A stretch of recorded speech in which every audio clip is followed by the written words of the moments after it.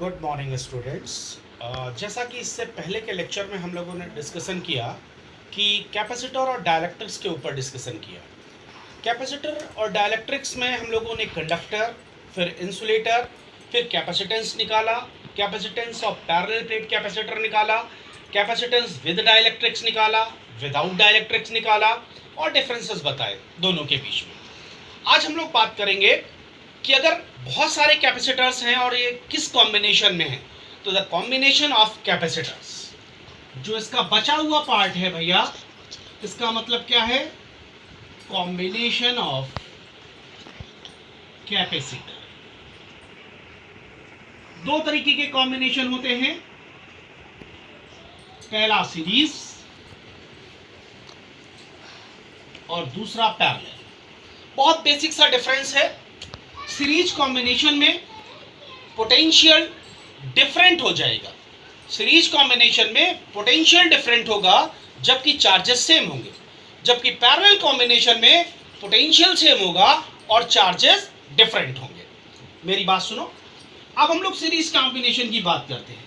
मान लें बहुत सारे कैपेसिटर्स हैं जो कि सीरीज में जुड़े हुए हैं। 3 कैपेसिटर्स, 4 कैपेसिटर्स ले लिए हम लोगों ने। ये plus Q, let us imagine ये minus Q, this is plus Q, minus Q, plus Q, minus Q, plus Q, minus Q and so on. ये जो है एक पोटेंशियल के द्वारा जुड़े हुए हैं। This is the potential. मान ले V पोटेंशियल के द्वारा जुड़े हैं। दिस इस तरीके से, राइट। इसके बीच में जो पोटेंशियल होगा वो V1 होगा, यहां पर V2 होगा, यहां पर V3 होगा, है ना, यहां पर V4 होगा। सीरीज कॉम्बिनेशन में चार्जेस तो सेम होंगे लेकिन पोटेंशियल डिफरेंस होगा। डिफरेंट पोटेंशियल होने के कारण total potential applied across the circuit हमारे पास क्या आ जाएगा? V is equal to V1 plus V2 plus V3 plus V4। अच्छा, हम लोगों ने क्या पढ़ा भैया? Q बराबर CV।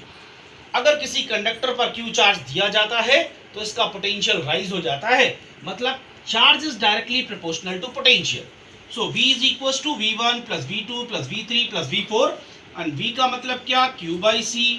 This is Q by C1 plus Q by C2 plus Q by C3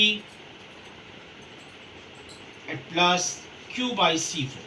So the answer is 1 by C is equals to 1 upon C1, 1 upon C2, 1 upon C3, 1 upon C4। एक basic difference.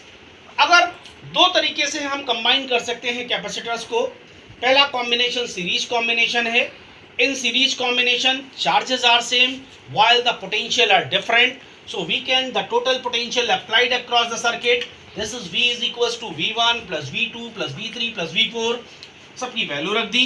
That is the series combination में total capacitance कितना आएगा? 1 upon C plus 1 upon C1 plus 1 upon C2 plus 1 upon C3 plus 1 upon C4। अगर हम लोग example की बात करें, for example let us see here, मान लें 2 माइक्रोफेराड का कैपेसिटर है और ये 3 माइक्रोफेराड का कैपेसिटर है और ये सीरीज में जुड़े हैं। अगर ये सीरीज में जुड़े हुए हैं तो इनका नेट कैपेसिटेंस कितना हो जाएगा? 1/2 plus 1/3। C is equals to 6 upon 5. This is microfarad. So the combination is 1 upon C is equals to 1 upon C1 plus 1 upon C2 plus 1 upon C3। इसका मतलब क्या हुआ? सीरीज कॉम्बिनेशन में चार्जेस सेम होंगे लेकिन पोटेंशियल डिफरेंट हो जाएंगे। अब हम लोग पैरेलल कॉम्बिनेशन की बात करते हैं, राइट भैया। पैरेलल कॉम्बिनेशन में क्या होगा? पैरेलल कॉम्बिनेशन में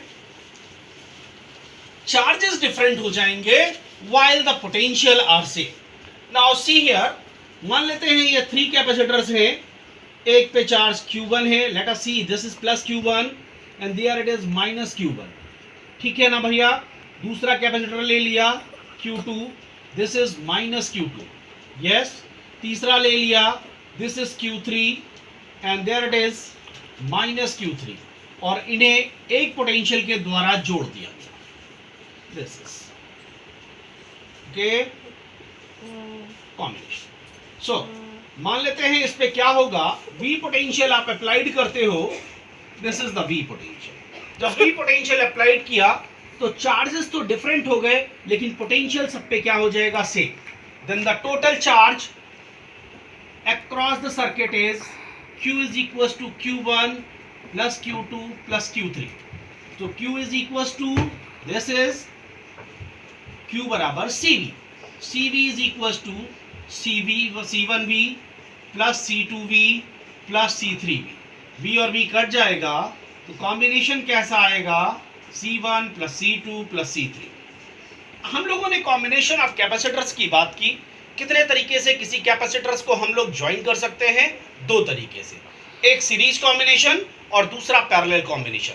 सीरीज कॉम्बिनेशन में चार्जेस सेम होंगे, पोटेंशियल डिफरेंट होगा, लेकिन पैरेलल कॉम्बिनेशन में पोटेंशियल सेम होगा, चार्जेस डिफरेंट होंगे। Is it clear? अब हम लोग बात करते हैं कैपेसिटर।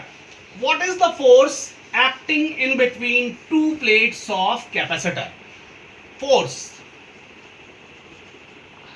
फोर्स की अगर बात करें, मान लेते हैं ये दो प्लेट्स हैं कैपेसिटर की, एक पे पॉजिटिव चार्ज है और दूसरे पे नेगेटिव चार्ज है। लेट अस सी, इन दोनों के बीच की डिस्टेंस d है। चूंकि अपोजिट पोलैरिटी है, इन दोनों की अपोजिट पोलैरिटी होने के कारण इनके बीच में फोर्स ऑफ अट्रैक्शन काम करेगा। फोर्स ऑफ अट्रैक्शन की वजह से मान लेते हैं दोनों प्लेट्स d डिस्टेंस मूव कर गई, तो वर्क कितना हो जाएगा, W is equal to F into D. हम लोग निकाल क्या रहे हैं, force acting between two plates of capacitor. दोनों प्लेट कैपेसिटर की कितने डिस्टेंस पर है, प्लेट्स का डिफरेंस d। अगर इनके बीच में फोर्स ऑफ अट्रैक्शन लगता है, मान लेते हैं the plates will be separated by a distance d, so the work is done and the work is equal to force into d, right? The ability to do work is called energy, and this work is stored at the cost of its potential energy, and the potential energy is U बराबर half Q into V. V is the applied potential, Q is the charge, but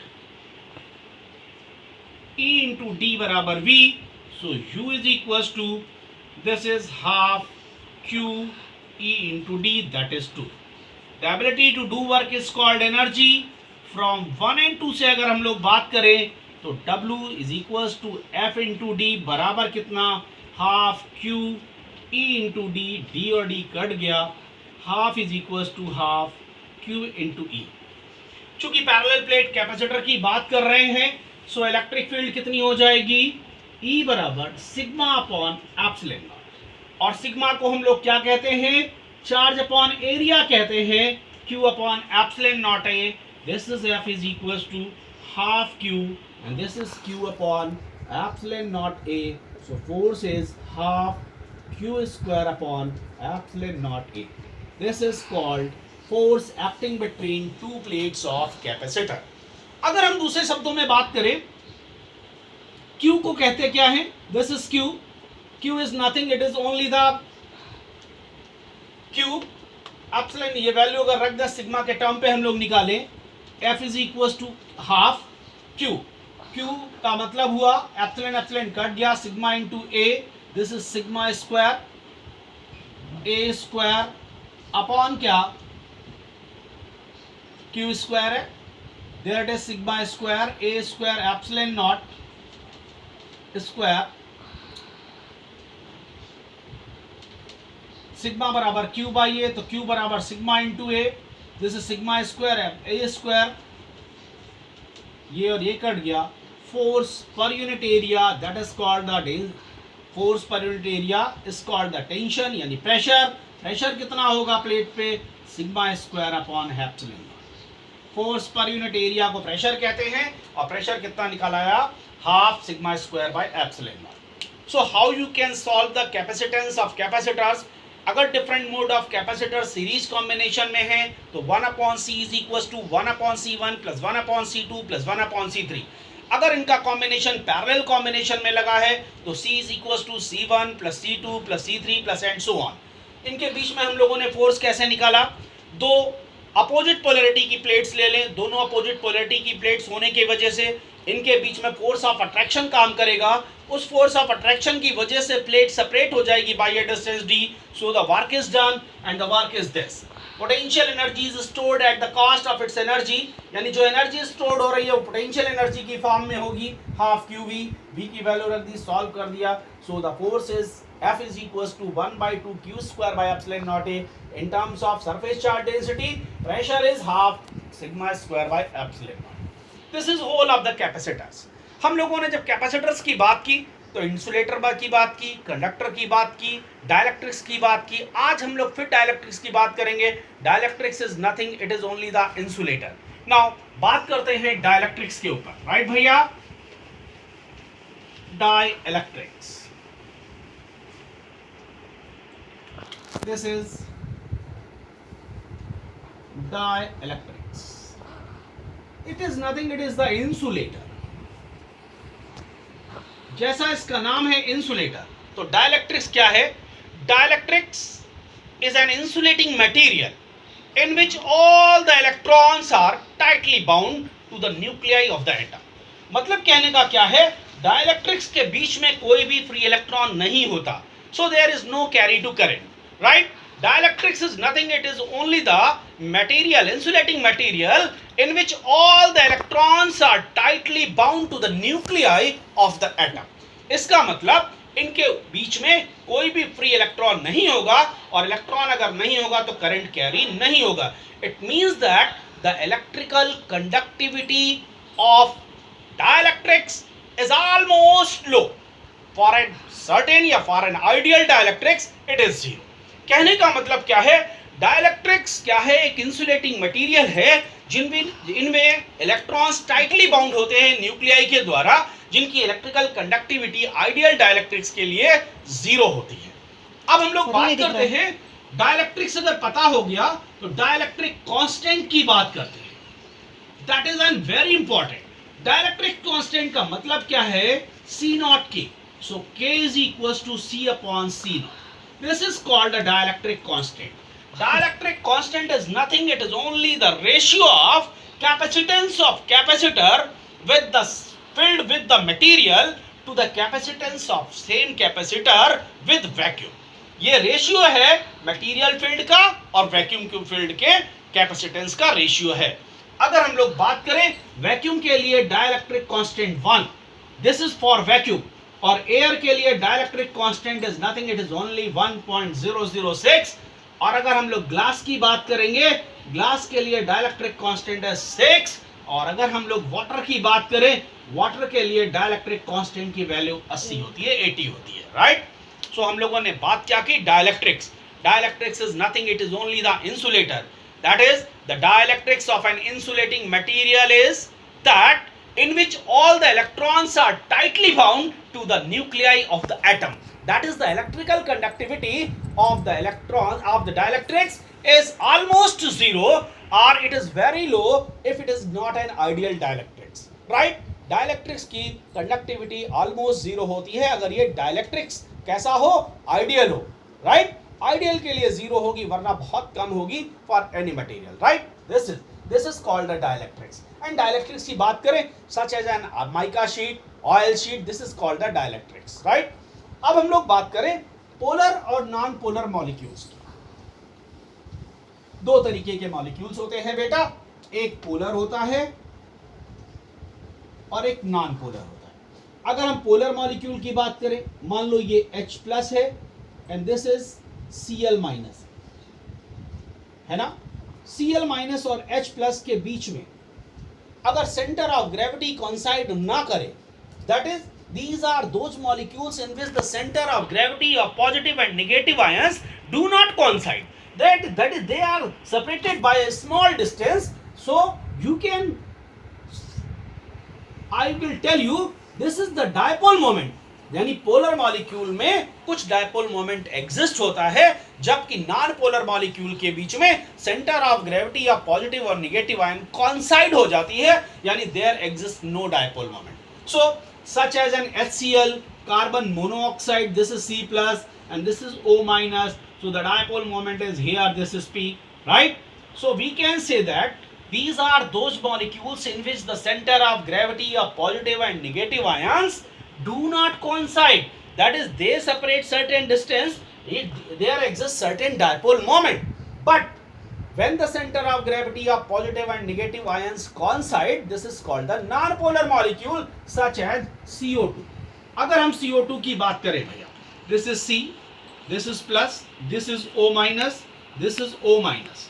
तो अगर आप देखें तो this is dipole moment, this is dipole moment. अगर हम इनके structure की बात करें, एक सिंपल सा स्ट्रक्चर हम आपको दें, लीनियर स्ट्रक्चर की बात करें, this is and there it is O minus, this is minus, so the dipole moment P and this is P. इसका मतलब अगर हम लोग बात करें this is non-polar molecule, this is polar molecule, then what is the basic difference between the polar and non-polar molecule? For polar molecule, the center of gravity of positive and negative ions do not coincide. Then they separate certain distance. So the dipole, there exists certain dipole moment. While in the case of the non-polar molecules, the center of gravity of positive and negative ions coincide because the net dipole moment of these molecules are zero. So हम ये कह सकते हैं कि polar molecule के बीच में dipole moment exist होता है और नॉन पोलर मॉलिक्यूल के बीच में डायपोल मोमेंट एग्जिस्ट नहीं होता है. This is the dielectrics. एक सिंपल लैंग्वेज में डाइलेक्ट्रिक्स मैंने आपको क्या बताया, एक ऐसा इंसुलेटिंग मटेरियल्स जिनमें इलेक्ट्रॉन्स टाइटली बाउंड होते हैं to the nuclei of the atom. That is the electrical conductivity for an ideal dielectrics is always zero. अगर ये आइडियल डाइलेक्ट्रिक्स नहीं है तो इसकी इलेक्ट्रिकल कंडक्टिविटी बहुत कम होगी. फिर हम लोगों ने डाइलेक्ट्रिक कांस्टेंट की बात की, K is equals to C upon C naught. It is nothing, it is only the ratio of the capacitance of capacitor filled with the dielectrics of the material to the capacitance of capacitor in vacuum, right? K is equals to C upon C naught. Dielectric constant अगर हम vacuum की बात करेंगे तो 1 होगा, water की बात करेंगे तो 80 होगा, अगर हम लोग एयर की बात करेंगे तो 1.0006 होगा. So this is the whole of the chapter of capacitor and conductors. थोड़ा सा ब्रीफ में मैं आपको बता दूं, कैपेसिटर पढ़ने से पहले आपको कंडक्टर पता होना चाहिए जिसमें इलेक्ट्रॉन फ्री टू मूव होते हैं. इंसुलेटर पढ़ना चाहिए जिसे डाइलेक्ट्रिक्स कहते हैं. Electron can never be flow, right, free to move. इसके बाद हम लोग बात करेंगे मेटल्स की. मेटल्स में negatively charges are free to move while the positive charges are immobile. फिर हम लोगों ने कैपेसिटेंस ऑफ कंडक्टर निकाला, Q is equals to CV. इसके बाद एक पैरेलल प्लेट कैपेसिटर निकाला, C equals to epsilon not A/D. Parallel plate capacitor के बीच में डाइलेक्ट्रिक्स हमने लगा रख दिया, उनके डिफरेंसेस निकाले. फिर हम लोगों ने बात की इसके लॉस ऑफ एनर्जी. अगर दो कंडक्टर्स को आपस में ज्वाइन कर दिया जाए, दोनों कंडक्टर डिफरेंट कैपेसिटी के थे, दोनों पे चार्जेस डिफरेंट था, दोनों को जब एक वायर थिन वायर से ज्वाइन कर दिया गया तो charges can flow from high potential to low potential till the whole of the charge will equilibrium, right. इसके बाद हम लोगों ने ट्रांसफर ऑफ चार्ज निकाला, लॉस ऑफ एनर्जी निकाली. लॉस ऑफ एनर्जी के बाद हम लोगों ने पैरेलल प्लेट कैपेसिटर के कॉम्बिनेशन पढ़े, सीरीज कॉम्बिनेशन पढ़ा, पैरेलल कॉम्बिनेशन पढ़ा. सीरीज कॉम्बिनेशन में चार्जेस जो होते हैं वो डिफरेंट होते हैं, सीरीज कॉम्बिनेशन में चार्जेस सेम होते हैं while the potential are different. While in parallel combination potential are same, charges are different. Energy निकाली half Q square by half CV square. अब हम लोग एक सिंपल सी बात करें, अगर बहुत सारी एनर्जी कॉम्बिनेशन ऑफ कैपेसिटर्स की एनर्जी निकाले तो दो तरीके से. एक छोटा सा टॉपिक है combination of energy of potential energy of combination of capacitors. अगर सीरीज कॉम्बिनेशन होगा तो 1/2 Q square by C, right भैया. This is Q square by 2, this is 1/C1, 1/C2 plus and so on. तो series combination की बात करेंगे 2C1, this is Q square upon 2C2 plus and so on. This is U1 plus U2 plus and so on. This is the potential energy in series combination. मान लो suppose करो ये parallel combination होता. In parallel combination में अगर total energy देखें हम लोग, U is equal to half CV square पढ़ते हैं. पैरेलल कॉम्बिनेशन में मतलब C1 plus C2 plus C3 plus and so on. This is V square. So the parallel combination की capacity half C1 V square, half C2 V square plus and so on. This is U1 plus U2 plus U3. मतलब कहने का ये कि अगर बहुत सारे capacitor जुड़े हुए हैं तो उनका चाहे सीरीज कॉम्बिनेशन हो या पैरेलल कॉम्बिनेशन हो, the total potential energy is always equal to the sum of the potential energy of all the capacitors. This is the brief theory of capacitor and dielectrics. इन chapters से पहले हम लोगों ने सबसे पहला चैप्टर डिस्कस किया चार्जेस।